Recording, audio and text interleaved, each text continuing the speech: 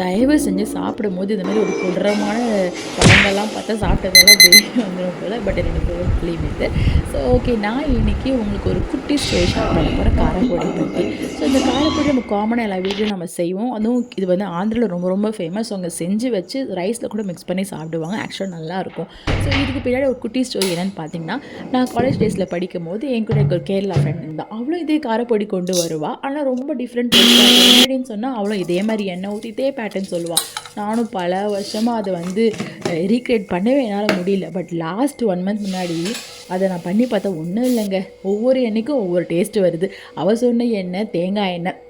அதுக்கப்புறம் தேங்காய் எண்ணெய் ஊற்றி பார்த்தோன்னா அக்யூரேட்டாக அவள் கொண்டு வந்த அதே ரெசிபியை தான் இருந்துச்சு. I was very happy. Finally வந்து ரெசிபியை நான் வந்து கண்டுபிடிச்சிட்டேன் அப்படின்னு சொல்லிட்டு. ஸோ இந்த காரப்பொடி ஒவ்வொரு எண்ணெய்க்கும் ஒவ்வொரு டேஸ்ட் வரும். கண்டிப்பாக நீங்கள் ட்ரை பண்ணுங்கள். ஸோ இது ரொம்ப சிம்பிளான, ரொம்ப சூப்பரான, ஈஸியான ஒரு சோம்பேறி பொடி.